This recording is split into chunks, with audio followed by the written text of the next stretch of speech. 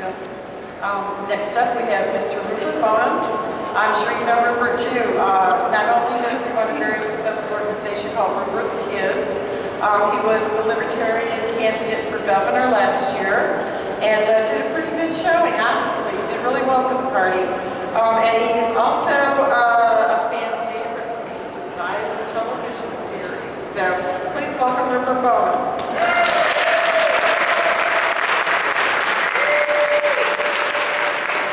Hey there.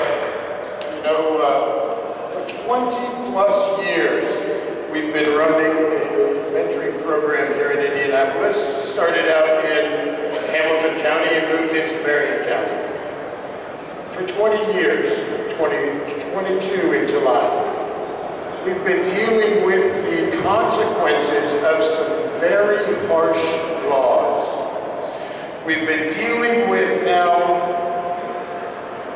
a generation of young men and women that have never known a time where there was not a war on drugs, on themselves, on our children, on ourselves, on our families. When you stamp somebody with that felony on their forehead after their mandatory 3 strikes and you're out with what the system says as hurting yourself, we throw you away with a big felony on your head so that even when you come out of the system for the rest of your life, we can discriminate against you on housing and employment. That is outrageous. In our Constitution of our state of Indiana, it says punishment should match the crime.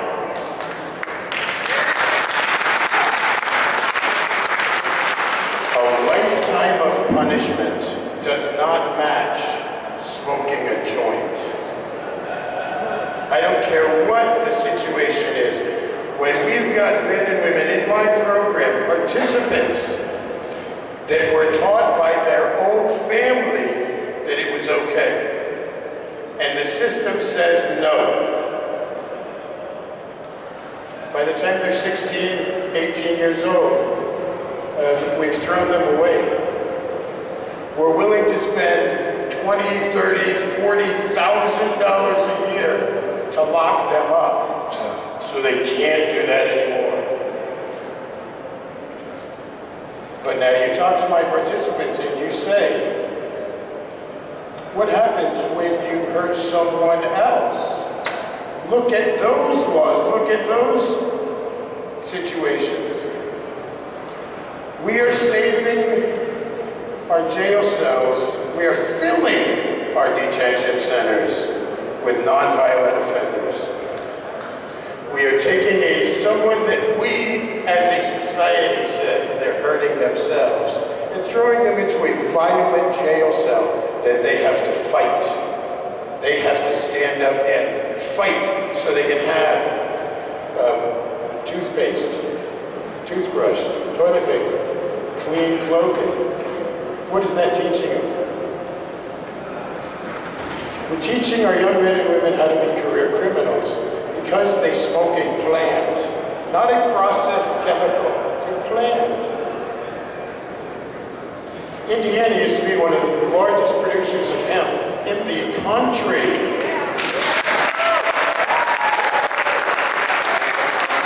It's just a plant. There are so many of us out there that understand the difference between hemp and marijuana, and we need to separate them in our laws first.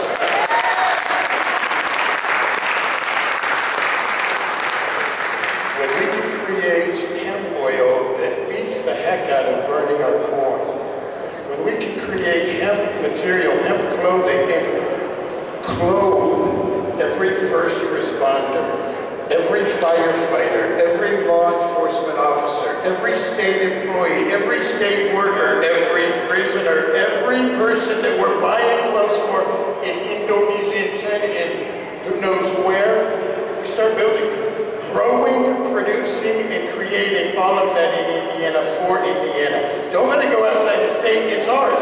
We take care of us.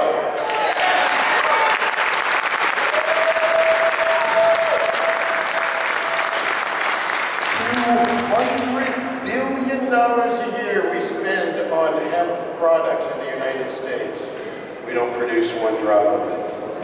You look in your bird seed, there's hemp seeds in it. You look in your clothing, there's hemp in it. You look in so many different aspects of our world, but we can't produce that.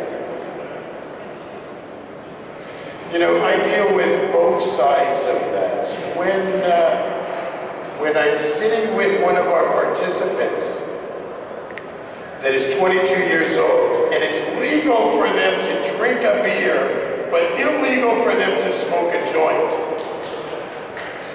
And they tell me, well, what am I supposed to do? I say, leave it all alone, but oh my gosh. They're children.